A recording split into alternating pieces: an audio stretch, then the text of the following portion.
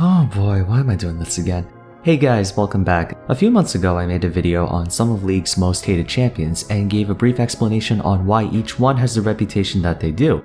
Unsurprisingly, it's currently one of my best videos, and within the 2,000 plus comments received, a lot of people were asking me what about X champion or Y.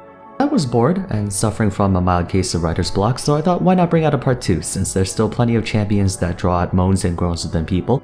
Again, just a quick disclaimer that any explanations for these champions are not directed towards those who play them, and while inevitably I'm gonna be influenced by a bit of personal bias, I'll try to remain as objective as possible throughout the video by giving impartial judgments based on what the community as a whole thinks about the champion. Just like the last video, there's just one rule in particular I want to establish: current performance is not taken into consideration whatsoever. It's easy for the present to skew someone's perceptions of a champion just because they're doing quite well in pick, ban, and win rate.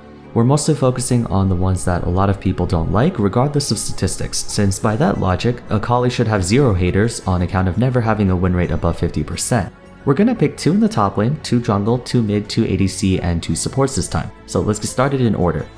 Top laners are an interesting species to say the least. I would know, I'm a top main. We fight amongst ourselves so much it's pretty hilarious. The Riven mains always beating down the Renekton mains who are always trash talking the Darius mains who like to shit all over the Aatrox mains, so on and so forth. But one big cultural meme we have is our almost unanimous hatred for ranged top laners. The number of posts complaining about Vayne top is one of them, but since I already talked about Vayne in the last video, there's another ranged top in particular that's just as disliked: Quinn. Quinn's not even that strong of a champion. I mentioned in her Why No One Plays episode all the reasons why she's not as good as her win rate might suggest, but she is by far the most anti-melee champion in top lane. Each of her abilities does a great job at shutting down fighters and even slayers, which comprise the majority of champs up top. Passive gives her strong trade power, Q near sights the primary target struck, which you know is awful to deal with if you ever were stuck in Graves' smokescreen. W gives her bonus attack speed and movement speed when proccing her passive, which makes her really good at kiting, not to mention the true sight it gives, making hiding in rushes kind of worthless. Her vault can be used both to give her space and to catch up to people, and her ultimate gives her the best tempo in the game, thus allowing her to take ignite to ruin your lane even harder. People dislike Quinn specifically because of her oppressive laning phase, as most of the time the only chance you have of beating her is if she messes up, because some champions just have no way of dealing with their pressure. Aside from that though, she's pretty manageable once teams start grouping. Speaking of another champion that pretty much exists only to be annoying in lane, Tahm Kench. His rework I would say did a half decent job of giving him a meaningful mid and late game, but his early game still remains the same. Just like Quinn, he is one of the most oppressive lane bullies up top. Thanks to his passive, he deals just as much damage as fighters and slayers despite building tank. Tongue Lash is a very spammable long-range harass option which now heals him, making his neutral game really strong. See, tanks are naturally good at trading since they have the durability to shrug off your damage while gradually whittling you down, but Tahm Kench is a tank that has impressive all-in due to his thick skin, effectively requiring you to kill him twice, which not many people can do. If you fall behind against him early, especially as a melee champion, there's very little chance you have of making a comeback. Where this becomes frustrating for many players is how high the chances of that happening are. Most of the time, your only hope is to survive for as long as you can until you reach the mid to late game where he falls off due to his very slow and clunky playstyle. But ironically, he's one of the few melee top laners who beats ranged top laners quite convincingly. He counters Jace, Vladimir, Gnar, Teemo, Kayle, Kennen, and so on. The way it sort of happened was that the rework made him slightly weaker against melees but way stronger against ranged, but I'd be willing to bet everyone hates him for the same reason. On to the jungle. I was thinking about putting this one in the first hated champions video but decided Shaco and Master Yi were a lot worse. Evelyn. Evelyn is a prime example of a champion who embraces a game mechanic as the core of her playstyle, which then allows the rest of her abilities to revolve around said mechanic. The only problem is, that mechanic is stealth, which is tied with untargetability as the most annoying mechanic in the game by a lot of people. Her basic abilities are pretty mild all things considered, nothing that would be out of the ordinary on an assassin, and while her ultimate is considered broken to many, it is an ultimate, you know, that's kind of the point. The main counterplay behind stealth for any champion who has it is that it lasts for a relatively short time or is dependent on location. Qiyana's Brush Q and Akali's Shroud only make them invisible in that area. Kha'Zix and Shaco can only go invis for a few seconds. Either way, they can't get very far in the limited time or space they're in stealth. Evelyn doesn't have this problem whatsoever, as her passive allows her to be camouflaged indefinitely until she enters combat. In other words, she's the only jungler in the game who is completely untraceable. She can walk right through a lane and no one will know unless you're standing close to her. A few people make the counterpoint that control wards are an easy way to counter Evelyn, which to an extent it is, but given her ability to traverse anywhere around the map, while camouflage means she has access to more lane paths than just through the river, and there's only so much area 5 control wards can cover, so it's not really considered a viable counter. Hence why people hate her. She's the poster child of how broken stealth can be if it lasted for a long time and had no meaningful visual indicator the way Viego's Hallowed Path does. The next spot goes to Costas, but unlike the previous 3 we just talked about, he's not disliked for cheesing lane or having dubious counterplay. It's just that he's so good in a lot of situations. Assassins as a subclass have very high damage and speed, but it comes at the cost of having periods of vulnerability where they're easy to counterattack, as well as having terrible if not outright zero neutral game. Costas and Rengar are compared often due to their similarities in design, but it's become quite obvious the former is just better in more circumstances. His Q burst damage is insanely high with a very low cooldown and mana cost. Evolved Void Spike gives him one of the best poke tools a jungler can ask for, and his E and ultimate give him really solid combat mobility. Against a good Costas, it can feel really smothering to deal with since he's both slippery and strong. He's one of the few assassins who can consistently duel skirmishers and fighters, and has the option to play safe if he wants to. There's a reason he's a 10% plus pick rate jungler all the time with like a really high win rate. There aren't many enemy team compositions or situations where he can't contribute something. When he gets fed, he's almost impossible to deal with, but he can still be a veritable threat even when his score is average. Not quite the feast or famine mentality on him as opposed to someone like Rengar or Master Yi. Onto the mid lane. This champion doesn't get all that much action relative to some of her contenders, but hardly anyone has a neutral or better opinion of her. Cassiopeia. If there's one thing that really grinds people's gears in the mid lane, it's grounding. Normally, mages share a common weakness to high rushdown classes like divers and assassins since they tend to be frail and immobile, but Cassiopeia's miasma can cover a massive area in front of her that not only applies an extremely heavy slow to anyone caught in the poison, but also grounds them while they're stuck in it, preventing you from being able to use any movement abilities. Dashes, blinks, you can't even use items like protobelts or summoners like Flash. You have no choice but to slowly crawl your way out, all while getting pelted over and over again by her extremely high DPS.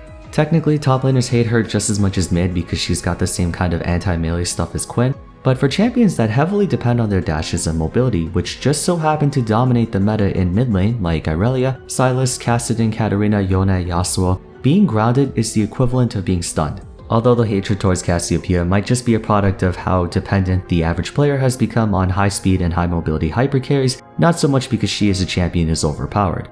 Since we talked about Cassiopeia, let's talk about her sister, Katarina, the OG face roller. Katarina ranks among the top 3 champions most likely to get a pentakill, next to Samira and Master Yi. Interestingly, all of Katarina's abilities individually are pretty garbage. Bouncing Blade is a mid-range projectile that does a tiny bit of damage, Preparation does nothing but give her a movement speed boost, and Shunpo is a dash that does a little bit of damage. Where the majority of her pressure comes from is her passive, which practically resets all of her abilities' cooldowns, including her ultimate. The daggers she picks up from Q and W also deal a massive amount of damage with tremendously good scaling. Katarina was always disliked for being able to explode entire enemy teams if they so much as gave her a second, but what's been drawing a lot of resentment recently is when Riot changed her passive, Shunpo, and ultimate to apply on-hit effects. This gave rise to the infamous AD Katarina and AD Bruiser builds, since she also scales with attack damage, an assassin who can deal an incomprehensibly large amount of hybrid damage while almost being unkillable isn't exactly what many call very fun to deal with. Hybrid damage in general has a bad rep because it's difficult to itemize against. I don't think there really is any other assassin in the game with as much build diversity as her. She can go crit, she can go bruiser, she can go on hit, she can go AP, she can go literally anything and still be deadly. While we're on the subject of top 3 pentakillers, let's talk about Samira. If you haven't noticed by now, I put all 3 of them in the first and second episodes. I mean, I don't know, I suppose the community just really doesn't like champions with full ability cooldown resets. Anyways, everyone joked about how Samira is just Yasuo and Katarina put together, but that's actually just it. Marksmen are usually long-range attackers who are slow and frail, requiring ally protection and support to do their job. This woman is a diver stuck in an AD carry's body. It did get nerfed significantly, but her W is a mobile wind wall that invalidates way too many abilities with the press of a single button. And aside from the next ADC I'm going to talk about, she's the only one who genuinely wants to rush headfirst into the enemy team and blow everyone to pieces.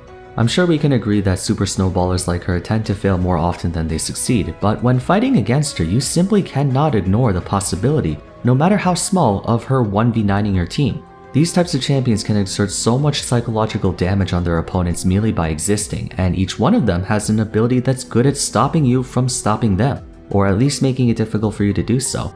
It creates a high anxiety situation where even the smallest mistake leads to certain death. Ultimately, it became clear she was overpowered and Riot basically nerfed her with those nerfs in patch 11.4, but facing her at full power I'd imagine was pretty unpleasant for many of us. Kaisa has also had her own history of being overpowered before Riot had to turbo nerf her into the ground. Now she's sort of manageable, but resentment for her runs deep. She honestly has the same reputation as Vayne, a short-ranged, mostly single-target ADC who has the potential to completely 1v9 games. But because of her all-or-nothing playstyle, Kaisa tends to make the same mistakes as Vayne, such as ulting right into the enemy team where Alistar or Leona is ready to stun you for 5 years and then you die. Nowadays it's debatable as to whether Kaisa is better than Vayne or vice versa, but at one point she had the same problems as Katarina where she could build any combination of physical or magic damage and still be able to dish out huge amounts, and her versatile kit made her a lot more consistent than Vayne, such as having actual wave clear, a long-range poke tool, and her ultimate to cover long distances and gave her deceptively good survivability. Fortunately, that has been toned down a lot, so she now almost exclusively goes crit thanks to AD carry items finally being decent for the first time in years, but every now and again you still run into those games where the Kaisa on the enemy team is just solo 1v9ing the game. Hyper carries just tend to swing one way or the other like that, it just happens. Finally, on to support, and who better to start with than Pyke. I understand Riot was trying to make a support that had actual carry potential, but Pyke is something else. Remember that psychological pressure I talked about with Samira? This guy has that dialed up to 11.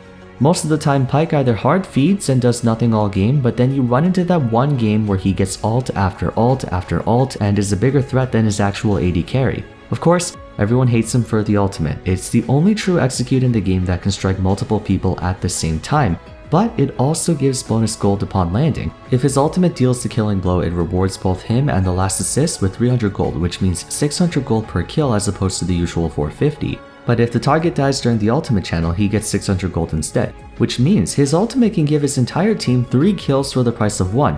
Hypothetically, the most gold you can earn in a team fight is 450 times 5, which is 2250. But with Pyke, assuming he near misses all 5 times, that's 2250 plus 3000, which is insane. Although I might be incorrect, maybe the gold calculation's a bit different with Pyke's ultimate. If I am, please let me know in the comments. All that extra gold though means your team can have only 20 kills versus the enemy team's 40 and still be neck and neck or even ahead. I know the Pentakill champions are infamous for their feast or famine playstyle, but Pyke is the feast or famine champion. He's either useless or full build by 20 minutes. Last but not least, Lulu. I don't know what about her pisses off so many people, including myself, but more than Janna, more than Soraka, more than Nami, Lulu. Everyone just hates Lulu. Look at this ban rate on screen, over 40%. There have been times where she was over 50%. That's even higher than some of the most broken champions in the history of forever. It's probably because she's got both offensive and defensive utility, whereas enchanters typically only have defensive. I'm pretty sure Lulu is the only champion in the game with long-range point-and-click hard crowd control, making her the ultimate middle finger against assassins. She grants a shield and steroid to anyone, and let's not forget her ultimate, which is basically if Renekton ultimate and Malphite ult had a baby. Can someone in the comments do me a favor real quick and calculate how much gold value her abilities give to whoever she uses them on? It's gotta be at least like 2000. Anyway, out of all supports in the game, Lulu is by far the most hated. In fact, I'm gonna go so far as to say she's hated more than Pyke and Yuumi. It's the polymorph, man. Freaking instant 2.25 second point and click hard crowd control. Why hasn't this ability been nerfed yet? They take away Sion's point and click stun, Tarek's point and click stun, even Annie's point and click stun doesn't last that long. Okay, but on a serious note, I think you're starting to see a trend here. Most of the champions that get a lot of hate from the community fall in one of 2 categories. Category 1 is the inconsistent hard feed or hard carry, which is where Riven, Master Yi, Yasuo, Katarina, Kaisa, Pyke and such go into. And category 2 is having a broken ability or mechanic. Evelyn Stealth, Akali Shroud, Yuumi W, Cassiopeia W, Lulu Polymorph, things like that. I know every champion has at least a small group of people who really hate going up against them, but it makes me wonder, if these hated champions have similar things in common to them, then would not that mean respected champions have things in common too? For example, I don't think I've met a single player who actually dislikes Jhin, at least not to the same extent as they would Kaisa or Samira. So then, if we were to do a bit of reverse engineering and figure out what about Jhin makes people respect him or at least feel neutral to him, then we can figure out how to apply that same model to future champions. But it might just be the Barnum effect and every champion has something about them that's not fun. I'm just trying to be a bit optimistic here. Also, there are still a lot of other champions I could talk about, such as Irelia, Kiana, Morgana, and Teemo to name a few, but I think we'll just leave it at 2 videos. Making a third one would be beating a dead horse at that point. If you enjoyed the video, a rating would be much appreciated. Consider subbing to the channel for more content like this. Follow me on my socials and join my Discord server. Also, if you haven't yet, check out the first episode of Hated Champions after this one. But for now, thanks so much for watching, and I'll see you again soon for the next one. Take care.